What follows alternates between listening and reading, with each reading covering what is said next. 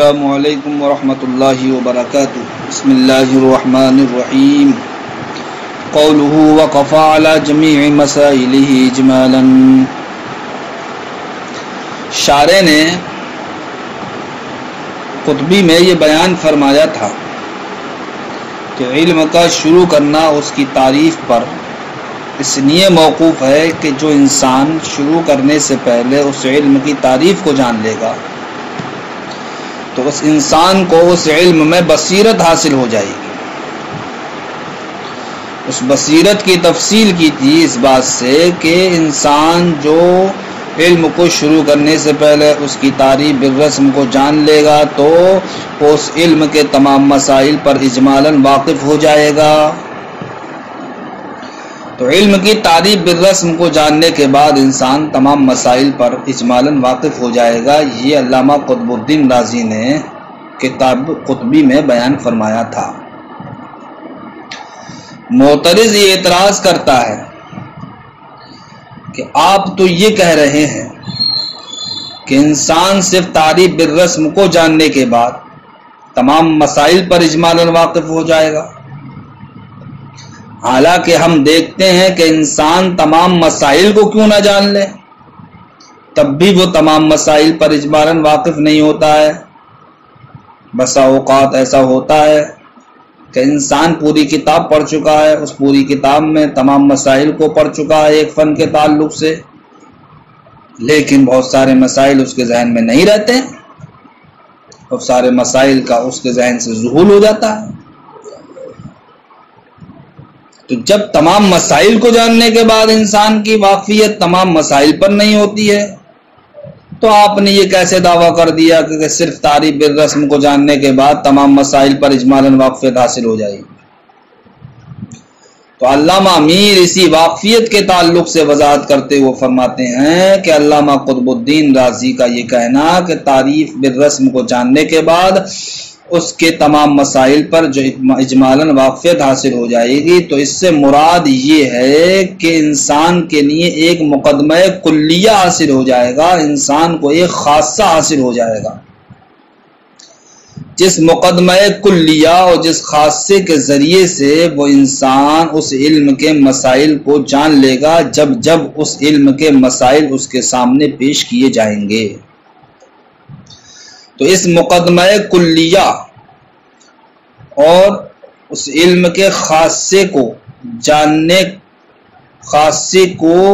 جاننا اس کو تعبیر کر دیا کیسے؟ واقفیت سے کہ انسان جب اس علم کی تعریف بالرسم کو جان لے گا تو وہ اس علم کے مسائل پر اجمالاً واقف ہو جائے گا، مطلب تعریف بالرسم کو جاننے کے بعد اس کو ایک مقدمہ کلیہ حاصل ہو جائے گا، ایک خاصہ حاصل ہو جائے گا، جس مقدمہ کلیہ جس خاصے کے ذریعے سے انسان کے سامنے جب بھی کوئی اس فن کا مسئلہ پیش کیا جائے گا تو وہ اس بات پر قادر ہو جائے گا کہ وہ یہ جان لے کہ یہ مسئلہ فنا فن کا ہے، یہ مسئلہ فلا علم کا ہے۔ مثلا علم نحو کو حاصل کرنے والا انسان اگر اولاً علم نحو کی تعریف کو جان لے کہ علم نحو کہتے ہیں ایسے اصول کا جاننا ہے کہ جس کے ذریعے سے کلمے کی تینوں آخری حالتوں کو جانا جائے معرب و مبنی ہونے کی حیثیت سے، تو اس تعریف کو جاننے سے اس کے نزدیک ایک مقدمہ کلیہ حاصل ہو گیا۔ وہ مقدمہ کلیہ یہ ہے کہ جو بھی مسئلہ علم نحو سے متعلق ہوگا تو اس مسئلے میں اعراب و بنا کو کیا ہوگا؟ دخل ہوگا، لہذا جو بھی مسئلہ اعراب و بنا کے اعتبار سے ہوگا وہ انسان جان لے گا کہ یہ مسئلہ کیا علم نحو کا ہے۔ اسی طریقے سے انسان اگر اولاً علم منطق کی تعریف کو جان لے گا کہ علم منطق کہتے ہیں وہ علیہ قانونیہ ہے جس کی رعایت ذہن کو خطا فی الفکر سے بچائے، تو اس تعریف کو جاننے کے بعد اس انسان کے نزدیک ایک مقدمہ کلیہ حاصل ہو جائے گا۔ وہ مقدمہ کلیہ یہ ہے کہ علم منطق کا کام کیا ہے؟ ذہن کو خطا فی الفکر سے بچانا۔ اب اگر اس کے سامنے کوئی بھی مسئلہ آئے گا اور اس مسئلے میں دخل ذہن کو خطا فی الفکر سے بچانے میں ہے تو اب وہ یہ جان لے گا کہ یہ مسئلہ علم منطق سے ہے۔ تو اسی مقدمہ کلیہ کو تعبیر کر دیا علامہ قطب الدین رازی نے کیسے کہ اس علم کے مسائل پر اجمالاً واقفیت حاصل ہو جائے گی۔ تو یہاں پر واقفیت سے مراد کیا ہے کہ علم کی تعریف بالرسم کو جاننے کے بعد انسان کو ایک مقدمہ کلیہ حاصل ہو جائے گا یا خاصہ حاصل ہو جائے گا۔ دیکھیے ترجمہ، اراد به ان من تصور النحو، اس سے مراد لیا ہے یہ کہ جس نے مثلا نحو کا تصور کر لیا، یعنی کہ علم نحو کی تعریف بالرسم کو جان لیا، مثلا بانه علم باصول يعرف بها احوال اواخر الکلم، کہ نحو ایسا علم ہے کہ جس کے ذریعے سے کلمے آخری حالتوں کو جانا جاتا ہے معرب و مبنی ہونے کی حیثیت سے، وحصل عنده مقدمۃ کلیۃ، تو اب اس کے نزدیک اس تعریف کو جاننے سے ایک مقدمہ کلیہ حاصل ہو گیا، وہی ان کل مسئلۃ من مسائل النحو لها مدخل فی تلک المعرفہ، وہ مقدمہ کلیہ یہ ہے کہ تمام مسائل کہ ہر وہ مسئلہ جو من مسائل النحو جو علم نحو کے مسائل میں سے ہوگا، تو لہا اس مسئلے کو مدخل فی تلک المعرفت، اس معرفت میں دخل ہوگا، فاذا اورد علیہ، تو جب اس پر علم نحو کا مسئلہ پیش کیا جائے گا، مسئلۃ معینۃ منہا، علم نحو کا کوئی مسئلہ معینہ اس پر پیش کیا جائے گا، یتمکن بذالک، تو وہ اس مقدمہ کلیہ کے ذریعے سے قادر ہوگا، من ان یعلم، اس بات پر کہ وہ جان لے کہ انہا من النحو، کہ یہ مسئلہ کیا علم نحو کا ہے، بأن یقول، بہی طور کہا جائے کہ هذه المسألة لا مدخلة في معرفة اعراب الكلمة وبنائها، کہ یہ مسئلہ ایسا ہے کہ جس کو اعراب و بنا کی معرفت میں کیا ہے دخل ہے، بأن یقول، بہی طور کہا جائے کہ هذه المسألة لها، یہ ایسا مسئلہ ہے کہ جس کے لیے مدخل دخل ہے فی معرفت اعراب الکلمت، کلمے کے معرب ہونے کی معرفت میں، و بنائها، اور کلمے کے مبنی ہونے کی معرفت میں، وکل مسئلۃ کذالک، اور ہر وہ مسئلہ جو اس طریقے پر ہو، یعنی کہ جس میں اعراب و بنا کی معرفت کو دخل ہو، فہی من النحو، تو وہ مسئلہ کیسے ہوتا ہے، نحو سے ہوتا ہے، لہذا نتیجہ یہ نکلے گا فہذہ المسألۃ منہ، تو یہ مسئلہ جو انسان کے سامنے پیش کیا گیا یہ علم نحو سے ہی ہے۔ وَقَضَا اِذَا تَصَوَّرَ الْمِيزَانَ، اسی طریقے سے کوئی انسان جب علم منطق کی تعریف کو جان لے گا، بِأَنَّهُ آلَةٌ قانونیۃ، کہ علم منطق وہ آلہ قانونیہ ہے، تُعْصَمُ مُرَاعَتُهَا الذَّهْنَ عَنِ الْخَطَأِ فِي الْفِكْرِ، کہ جس کی رعایت ذہن کو خطا فی الفکر سے بچائے، حصل عنده مقدمۃ کلیۃ، تو اس تعریف کو جاننے سے اس کے نزدیک بھی ایک مقدمہ کلیہ حاصل ہو جائے گا، وہی، اور وہ مقدمہ کلیہ یہ ہے کہ ان کل مسئلۃ منہ، کہ ہر وہ مسئلہ لہا مدخل فی تلک العصمت، کہ جس کو دخل ہو اس خطا فی الفکر سے بچانے میں، وتمکن بذالک، تو وہ قادر ہو جائے گا اس کے ذریعے سے، من ان یعلم مسائلہ، کہ وہ جان لے اس کے مسائل کو، ویمیزها عن غیرها تمکنا تاما، اور وہ اس مسئلے کو ممتاز کر دے دوسرے تمام مسائل سے، کیسے، تمکن تام کے طریقے پر۔ وبالجملۃ، حاصل کلام یہ ہے کہ اذا تصور علما برسمہ، جب کوئی انسان کسی علم کی تعریف بالرسم کو جان لیتا ہے، فقد عرف خاصتہ، تو وہ اس کے خاصے کو جان لیتا ہے، وعلم، اور جان لیتا ہے کہ ان کل مسئلۃ منہ، کہ ہر وہ مسئلہ جو اس علم سے ہے، لہا مدخل فی تلک الخاصۃ، تو اس کو اس خاصے میں کیا دخل ہے، وبذالک یقدر، تو وہ اسی مقدمہ کلیہ کے ذریعے سے قادر ہو جاتا ہے، اذا اورد علیہ مسئلۃ منہ، جب اس پر کوئی مسئلہ معینہ پیش کیا جاتا ہے، علی ان یعلم انہا منہ، اس بات پر کہ وہ یہ جان لے کہ یہ مسئلہ فلاں علم سے ہے، قدرتاً تامتاً، یہ قادر ہونا اس کا قدرت تامہ کے طریقے پر ہے، فکأنہ قد علم ذالک، تو گویا کہ وہ مقدمہ کلیہ کے جاننے کی وجہ سے اس علم کے تمام مسائل کو جان چکا ہے، اس لیے شارح نے فرمایا وقف علی جمیع مسائل اجمالاً، کہ انسان جب علم کی تعریب رسم کو جان لیتا ہے تو اس کو ایک مقدمہ کلیہ حاصل ہو جاتا ہے. اس مقدمہ کلیہ کی وجہ سے اس انسان کو اس علم کے تمام مسائل پر اجمالاً واقفیت حاصل ہو جاتی ہے. وَلَمْ يُرَدْ أَنَّهُ بِمُجَرَّدِ تَصَوُّرِ الْعِلْمِ بِرَسْمِهِ قَدْ حَصَلَ لَهُ بِالْفِعْلِ.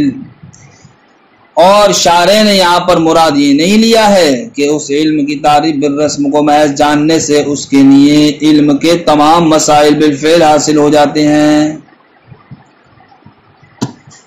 بتمیز مسائلہ من غیرہا، اور وہ اس علم کے مسائل کو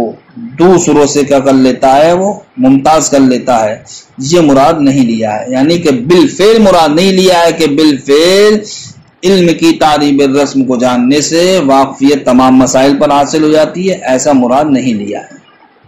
اس لیے کہ یہ تو جناب والا تمام مسائل کو جاننے کے بعد بھی انسان کے اندر صلاحیت نہیں ہوتی ہے، اس لیے کہ بہت سارے ایسے مسائل ہوتے ہیں جو انسان کے ذہن سے زائل ہو جاتے ہیں. تو اگر یہ مراد لیتے حتی یرد علیہ، یہاں تک کہ شارح پر اعتراض وارد ہو جاتا انہو خلاف الواقع، کہ یہ معاملہ تو کیا ہے، خلاف واقع ہے. اذ لیس کل من تصور علم المنطق بما ذکرنا حصل له العلم بالفعل، اس لیے کہ ہر وہ انسان جس نے علم منطق کی تعریف بالرسم کو جانا، حصل له العلم بما ذکرنا سے مراد تعریف بالرسم ہے، حصل له العلم تو اس کے لیے علم بالفعل حاصل ہو جائے، بکل مسئلۃ، ہر اس مسئلے کا تورد والی جو اس پر پیش کیا جائے، کہ انہا منہ، کہ یہ مسئلہ فلا علم سے ہے، ایسا نہیں ہے. تو لیسا کی جو نفی ہوگی وہ آخر میں جا کر کے ہوگی، لیسا کا تعلق جو ہوگا وہ آخر سے ہوگا، کہ ایز لیسا کل من تصور علم المنطق، اس لیے کہ ہر وہ انسان جس میں علم منطق کی تعریف بالرسم کو جانا، بما ذکرنا سے مراد تعریف بالرسم ہے، کہ ہر وہ انسان جس نے علم منطق کی تعریف بالرسم کو جانا تو حصل له العلم بالفعل بكل مسئلۃ تورد علیہ، کہ اس کے لیے علم بالفعل حاصل ہو جائے ہر اس مسئلے کا جو اس پر پیش کیا جائے، کہ انہا منہ، کہ یہ مسئلہ فلا علم سے ہے، لیسا، ایسا معاملہ نہیں ہے.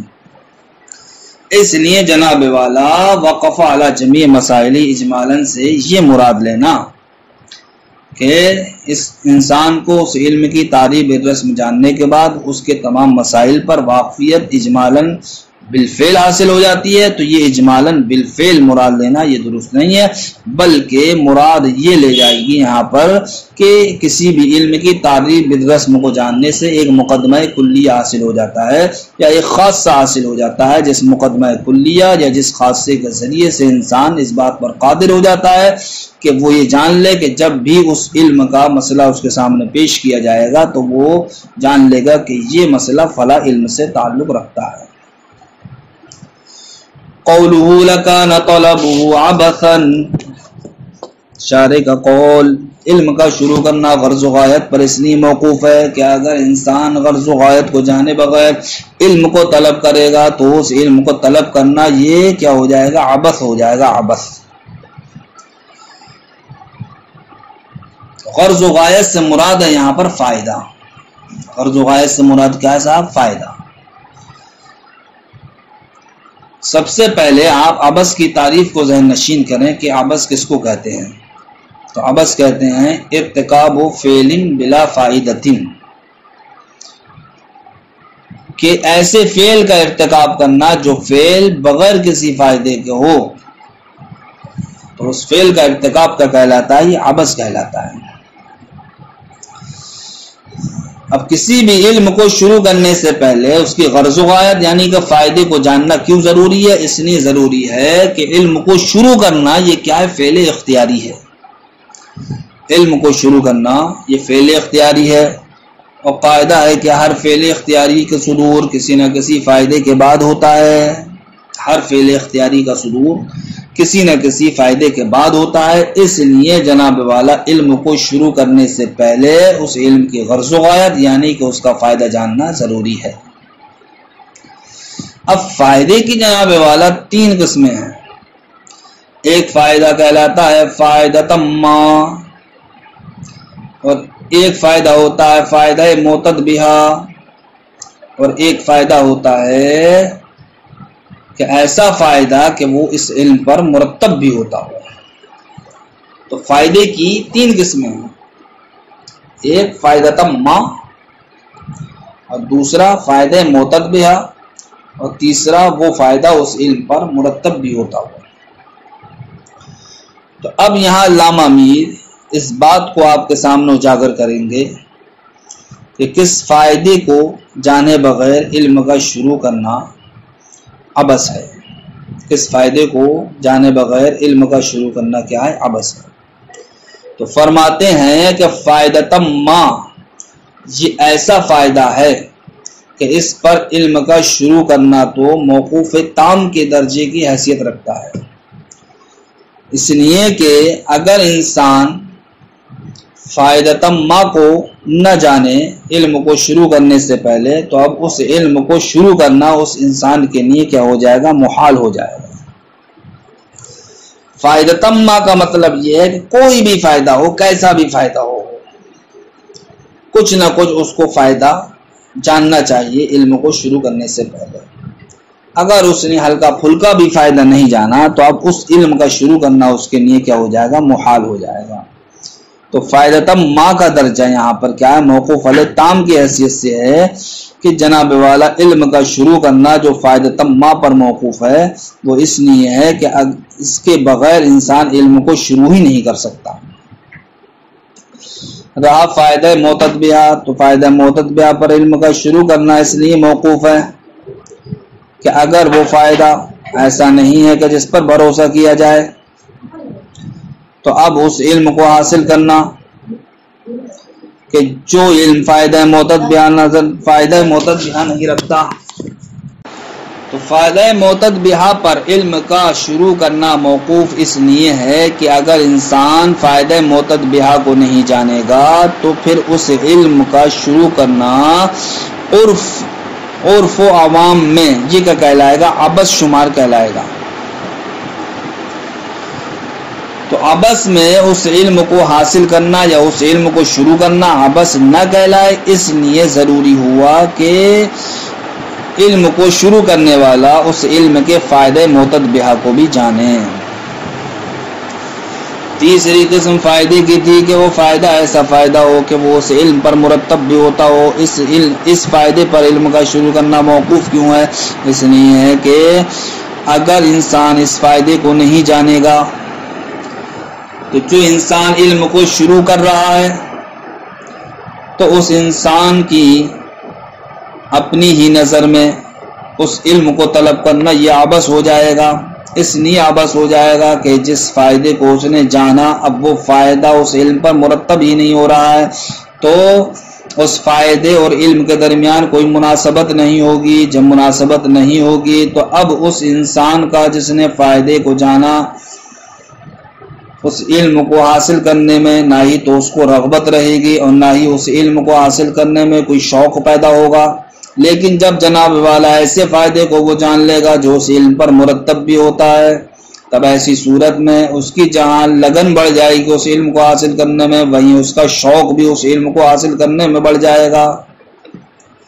اس لیے علم کا شروع کرنا ایسے فائدے پر بھی موقوف ہے جو فائدہ اس علم پر مرتب بھی ہوتا ہو، تاکہ جو طالب علم کو حاصل کر رہا ہے تو اس علم کا حاصل کرنا اس کی نظر میں عبث نہ ہو۔ تو اب یہاں پر جو شارع علیہ الرحمٰن نے بیان فرمایا کہ انسان اگر اس علم کی غرض و غایت کو نہ جانے تو اس علم کا طلب کرنا کیا ہو جائے گا، عبث ہو جائے گا۔ تو اس عبث سے مراد آخری والے 2 فائدے ہیں، یعنی کہ عرف و عوام میں عبث سے بچانے کے لیے علم کا شروع کرنا یہ فائدہ معتبہ پر کیا ہے، موقوف ہے، اور اپنی نظر میں عبث سے بچنے کے لیے علم کا شروع کرنا ایسے فائدے پر موقوف ہے کہ جو فائدہ علم پر مرتب بھی ہوتا ہو۔ رہا وہ فائدہ کہ جو فائدہ معتبہ ہو تو اس کے بغیر تو جناب والا علم کا شروع کرنا ہی محال ہے۔ فرماتے ہیں اقول میں کہتا ہوں، یعنی ان الشروع فی العلم فعل اختیاری، کہ شروع فی العلم یعنی کہ علم کا شروع کرنا یہ فعل اختیاری ہے، اور قاعدہ ہے کہ ہر فعل اختیاری کا صدور کسی نہ کسی فائدے کے بعد ہوتا ہے۔ فلا بد من ان يعلم اولا، تو اب ضروری ہے کہ اولا یہ جانے کہ ان لذلك العلم فائدۃ ما، کہ اس علم کے لیے کچھ نہ کچھ فائدہ ہے، والا لم تنع الشروع فيه، ورنہ تو اس علم کو شروع کرنا ہی محال ہو جائے گا، کما بجنا فی موضعه، جیسا کہ اس کی جگہ میں بیان کیا ہے۔ ولا بد من ان يكون تلك الفائدة، ضروری ہے کہ جناب والا وہ فائدہ کیا ہو، معتدۃ بها، فائدہ معتد بها ہو، نظرا الى المشقۃ التي، نظر کرتے ہوئے اس مشقت کرنے والے کی جانب، تكون للمشتغلین فی تحصیل ذلك العلم، جو اس علم کو حاصل کرنے میں مشغول ہیں، والا لكان شروعه فيه، ورنہ تو اس علم کو شروع کرنا، وطلبه له، اور اس علم کو طلب کرنا اس کے لیے، مما يعد عبثا عرفا، یہ اس میں سے ہو جائے گا جس کو عرف عبث شمار کرتا ہے، وبذالک یفتر جدہ فیہ قطعا، اور جناب والا اس علم کو شروع کرنا